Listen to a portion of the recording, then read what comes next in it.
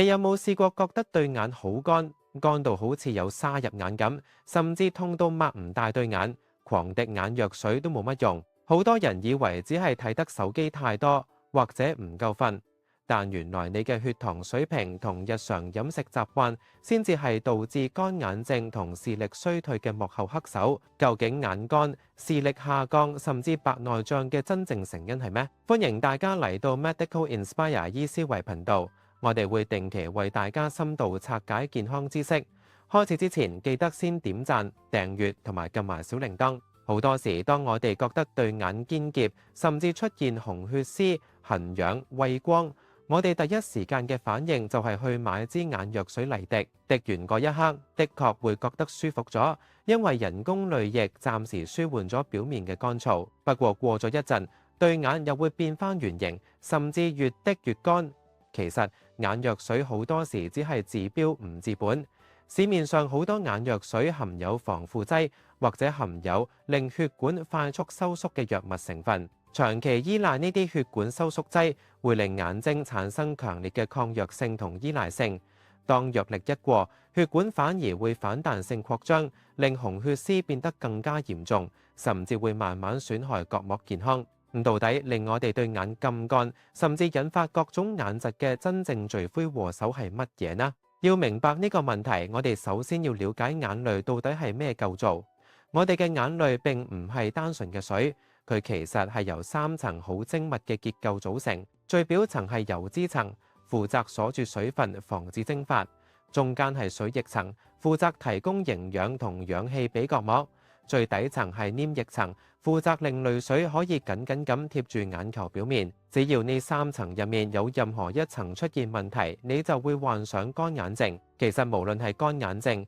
結膜炎、黃斑病變、糖尿病、視網膜病變、白內障，定係青光眼，呢啲眼部退化問題，好多時都係源於身體內部嘅氧化壓力過高，而導致眼部氧化壓力飆升嘅其中一個最主要原因，就係血液入面嘅葡萄糖濃度太高。簡單啲講，即係你食得太多糖分、甜品同精製碳水化合物，例如白飯、白麵包、粉麵等等。當我哋身體長期處於高血糖狀態，血管入面就充滿住過量糖分。呢啲糖分就好似令身體生鏽咁，會喺我哋身體入面產生大量自由基。呢啲自由基會周圍攻擊正常細胞，造成嚴重嘅氧化破壞。我哋眼睛嘅微血管係非常幼細同脆弱㗎，亦都係全身對氧化損傷最敏感嘅部位之一。如果血糖長期偏高，或者你已經出現咗胰島素阻抗嘅問題，高濃度血糖就會慢慢破壞眼底嘅微血管，令微血管壁變弱、閉塞，甚至出血滲漏。呢個亦都係點解好多糖尿病患者最終都會面對視力衰退甚至失明嘅危機。高血糖唔單止會直接破壞微血管，佢仲會大量消耗同掠奪我哋身體入面非常珍貴嘅護眼營養素。當身體忙住處理過多糖分同對抗自由基嘅時候，原本用嚟保護眼睛嘅維他命同礦物質就會被急速消耗殆盡。其中首當其衝受到嚴重影響嘅就係維他命 A 同鋅。維他命 A 對眼睛健康起住決定性作用。我哋眼睛入面負責分泌淚水嘅淚腺，以及眼淚排走嘅淚管。佢哋內部嘅細胞排列同健康狀況完全係受維他命 A 控制。我哋身體所有黏膜組織，包括眼睛嘅結膜同角膜表面，都需要充足嘅維他命 A 去維持正常細胞更新同分泌黏液。之前提過，眼淚最底層嘅黏液層就係非常依賴維他命 A 去維持運作。如果身體缺乏維他命 A，淚腺同淚管內壁嘅組織就會開始出現異常。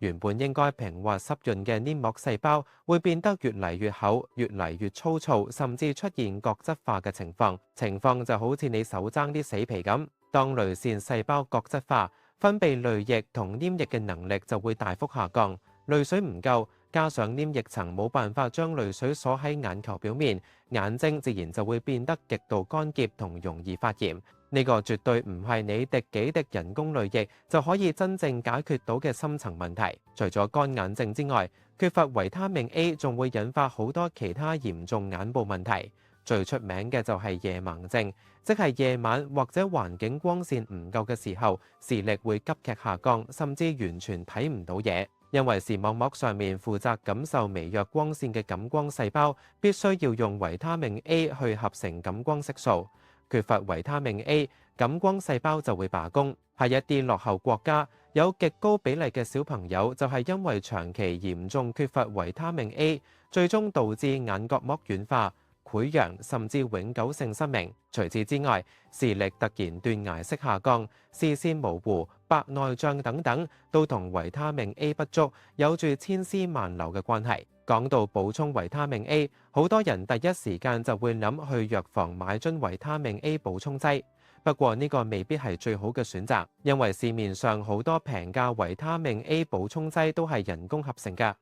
而合成維他命 A 進入人體之後，身體好難辨認同運用，好容易會產生副作用，甚至會因為過量積聚喺肝臟而導致中毒。最好嘅方法始終都係透過日常飲食，攝取最天然、最容易俾人體吸收嘅維他命 A。喺食物入面，維他命 A 其實有兩種截然不同嘅形態，呢一點非常重要。好多人都因為搞唔清楚呢兩種形態，而一直用錯誤方式去補充。第一種叫做視黃醇，呢個係維他命 A 嘅絕對活性形態，亦即係身體可以直接拎嚟用嘅真正維他命 A。視黃醇只會存在喺動物性食物入面。第二種叫做胡蘿蔔素，或者稱為維他命 A 前體，主要存在喺植物性食物入面，例如紅蘿蔔、番薯、羽衣甘藍、菠菜等等。當你睇食物營養標籤嘅時候，好多時生產商都會將胡蘿蔔素直接計算做維他命 A 含量。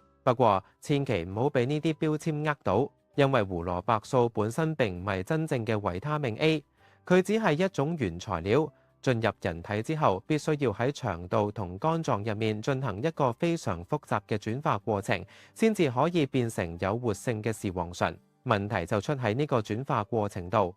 人體將植物性胡蘿蔔素轉化做視黃醇嘅效率係極之低嘅。科學研究指出，大概需要20個分子嘅胡蘿蔔素先至可以勉強轉化出一個分子嘅活性維他命 A。更加令人震驚嘅係，世界上大約有一半人口天生帶有一種基因變異，或者叫做多態性。呢種基因變異會令佢哋將胡蘿蔔素轉化為活性維他命 A 嘅能力大幅降低，甚至幾乎完全冇辦法轉化。所以如果你係一個嚴格素食者，平時只係靠食紅蘿蔔或者綠葉蔬菜去補充維他命 A， 咁你極有機會仍然處於活性維他命 A 嚴重缺乏嘅狀態。呢個亦都係點解好多素食者都會受到乾眼症同眼疾困擾嘅其中一個主要原因。胡蘿蔔素當然有佢自己嘅好處，佢係一種非常優秀嘅植物性抗氧化劑，對身體有好多益處。但如果單純為咗解決眼乾、修復淚腺問題，你需要嘅係真正嘅活性視黃醇。咁到底有咩食物含有最豐富而且最容易吸收嘅活性維他命 A 呢？排喺第一位嘅絕對係鱈魚肝油。鱈魚肝油唔單止含有極高濃度嘅活性維他命 A，仲有豐富嘅天然維他命 D 同奧米加3脂肪酸。奧米加3脂肪酸可以有效減輕眼部炎症反應，同時改善淚水最表層嘅油脂層質素，防止淚水過快蒸發，對眼睛消炎同保持濕潤有神奇嘅協同功效。你可以選擇食鱈魚肝油補充膠囊，或者直接買罐裝鱈魚肝嚟食都非常好。除咗鱈魚肝油之外，動物肝臟亦都係超級食物，例如牛肝、豬肝或者雞肝，都蘊含住爆炸性嘅維他命 A。其他優質來源仲包括深海富含脂肪嘅魚類，例如三文魚、草飼牛油、酥油、全脂芝士、蛋黃以及高質素牛肉。只要你嘅飲食入面包含呢啲食物，你嘅身體就可以直接獲得充足視黃醇去修復眼睛嘅淚腺同視網膜。不過有時就算你食足晒呢啲富含維他命 A 嘅動物性食物，你對眼可能依然好乾，朝早起身依然有紅血絲。點解會咁呢？呢個時候你就需要審視一下你身體嘅消化同吸收能力，特別係你嘅肝臟、膽囊同腸道健康。維他命 A 係一種脂溶性維他命，意思即係話佢必須要同脂肪一齊，並且依賴膽汁幫助，先至可以俾腸道成功吸收。你可以將膽汁想像成洗潔精，佢附濕散幾細微粒，等層室滲診油邑因此灑淋型。如果你嘅膽囊出現問題，例如膽汁分泌變得遲緩、膽汁過於黏稠，甚至你已經做手術切除咗膽囊，你嘅身體就冇辦法製造或者儲存足夠膽汁去乳化食物入面嘅脂肪。冇咗膽汁，無論你食幾多鱈魚、乾油、牛油或者蛋黃，入面嘅脂溶性維他命 A 都會原封不動咁跟住糞便排出體外，你根本一啲都吸收唔到。呢個亦都係點解有膽囊問題嘅人，除咗眼乾，仲經常會有皮膚乾燥、夜晚睇嘢唔清楚嘅情況。導致膽囊功能衰退嘅原因有好多，最常見嘅就係長期不良飲食習慣，例如食得太多精製碳水化合物、反式脂肪，或者長期食極低脂飲食，令膽囊缺乏刺激而變得怠倦。另外，如果肝臟本身有問題，例如有脂肪肝或者肝炎，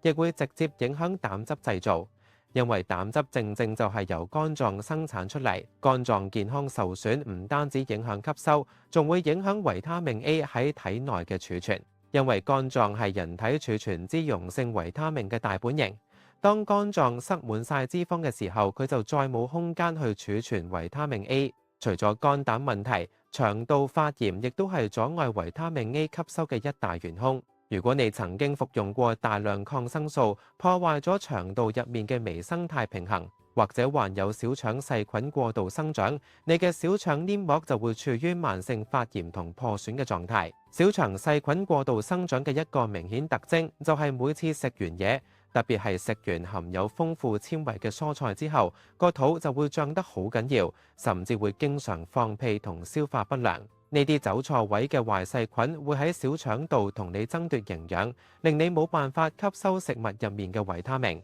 如果你發現自己有呢啲消化吸收問題，單靠改變飲食未必夠，你可以考慮喺食大餐或者食咗含有脂肪嘅食物之後，補充一啲純化膽鹽。膽鹽可以即時為你提供缺乏嘅膽汁，幫助身體重新建立消化脂溶性維他命嘅能力。只要改善咗消化系統，你食落肚嘅維他命 A 先可以真正去到眼睛，發揮滋潤功效。講完維他命 A 同消化系統，我哋要講另一個對眼睛極之重要，但又經常被忽略嘅微量礦物質，就係鋅。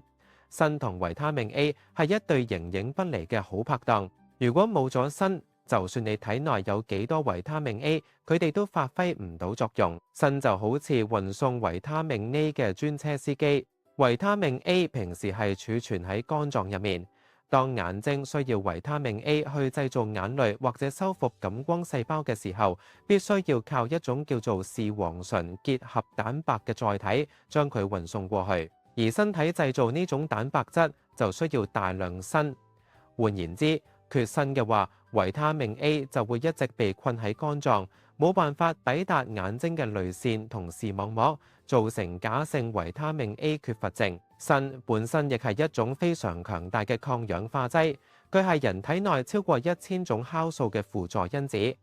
我哋眼睛嘅視網膜同黃斑部係全身含有最高濃度鋅嘅組織之一。鋅可以保護眼睛免受強光同巨大氧化壓力傷害。如果缺乏鋅，除咗會加劇乾眼症，仲會大幅增加患上白內障同老年性黃斑病變嘅風險。令人擔憂嘅係，由於現代農業過度依賴化肥同過度耕作，導致土壤貧瘠，農作物入面嘅微量元素大幅流失，全世界有超過20億人正面臨缺鋅危機。再加上之前提過嘅高血糖問題，身體喺代謝過多糖分嘅時候，會大量消耗鋅去製造胰島素。如果你成日食甜品、飲含糖飲品，你身體嘅鋅就會流失得特別快，結果令眼睛嚴重缺鋅。要補充鋅，最好嘅天然食物來源包括生蠔等貝殼類海鮮、紅肉以及南瓜子。如果選擇食補充劑，最好揀一啲容易吸收嘅腭合鋅。除咗維他命 A 同鋅之外，仲有幾種維他命對眼睛健康係不可或缺。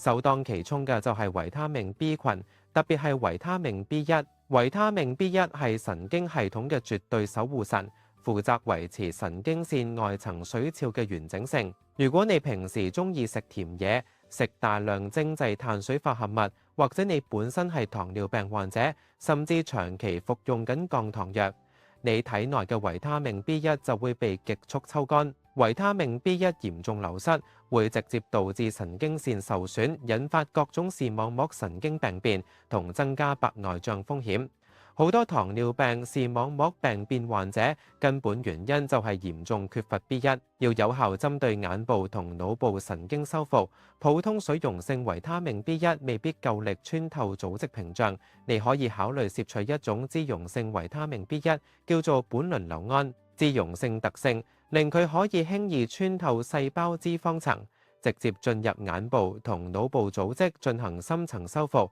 效果非常顯著。另一種重要嘅 B 族維他命係維他命 B2。維他命 B2係神經系統嘅強力抗氧化劑。如果身體缺乏 B2，眼睛會變得好容易攰，對光線超級敏感，有灼熱感同痕癢，甚至會不停流眼水同滿布紅血絲。嚴重起上嚟，仲會覺得對眼好似入咗沙咁痛。長期缺乏 B2，亦會令白內障同黃斑病變風險急升。而維他命 B3就對預防同改善青光眼有好大幫助，因為佢可以協助調節眼內壓。青光眼正正就係因為眼內壓力過高，壓迫視神經而導致。要一次過安全又天然咁補充所有 B 族維他命，營養酵母絕對係一個非常完美嘅超級食物選擇。你可以將佢撒喺沙律或者肉類上面一齊食。當然，我哋唔可以漏咗一啲隱藏喺植物入面嘅強大護眼植化素，就係葉黃素同玉米黃素。佢哋屬於類胡蘿蔔素嘅一種，雖然唔會轉化做維他命 A，但佢哋會直接積聚喺眼睛嘅黃斑部。佢哋就好似眼睛內建嘅高階太陽眼鏡咁，專門過濾有害紫外線同各種電子熒幕發出嘅藍光，防止高能光線灼傷脆弱嘅視網膜，對預防老年性黃斑病變起住無可替代嘅防禦作用。深綠色葉菜，例如羽衣甘藍、菠菜同番茄、高質素雞蛋黃，都含有非常豐富嘅葉黃素同玉米黃素。最後，維他命 D 同樣唔可以忽視。作為一種強效脂溶性維他命，維他命 D 唔單止負責調節免疫系統，預防眼部同全身發炎反應。科學研究仲指出，體內有充足維他命 D 可以有效降低白內障發生率。現代人長期留喺室內工作，極少接觸陽光，導致普遍缺乏維他命 D。平時多啲去戶外曬太陽，或者食高質素魚肝油，就可以同時補充雙眼最需要嘅維他命 A 同維他命 D，一舉兩得。除咗營養補充，日常護眼習慣同樣重要。好多人返工要長期對住電腦屏幕，眨眼次數會不知不覺間大幅減少，令淚水蒸發得特別快。建議大家可以嘗試佩戴專門用嚟睇電腦嘅漸進眼鏡，減輕眼部肌肉緊張同疲勞。工作每隔半個鐘就刻意望下遠處景物，等睫狀肌可以放鬆。如果你覺得屏幕太刺眼，甚至可以考慮轉用電子墨水屏顯示器去處理文書工作。呢個對舒緩眼部疲勞有非常直接嘅幫助。總括嚟講，要真正解決乾眼症、結膜炎同各種眼部退化問題，單靠滴眼藥水係絕對唔夠，必須要由內到外去改善身體嘅根本狀態。第一步，一定要大刀闊斧咁戒除過多糖分同精製碳水化合物，停止體內微血管嘅氧化同糖化破壞，保留珍貴營養素。第二步，要確保飲食中包含足夠優質動物性脂肪，攝取真正有活性嘅視黃醇，即係最直接有效嘅維他命 A。第三步，照顧好你嘅肝臟同腸胃，改善脂肪肝。有需要可以利用膽鹽幫手，確保脂溶性營養可以100%被吸收落肚。最後配合充足鋅、維他命 B 群、葉黃素同維他命 D，全方位為眼睛建立最堅固嘅營養防禦網。只要持之以恆，配合適當休息，你一定可以慢慢感受到雙眼回復以前嗰種水潤同明亮。多謝大家，今集就去到呢度。多謝大家支持 Medical Inspire 醫思維頻道，歡迎喺留言區分享你嘅意見。我哋下次再見。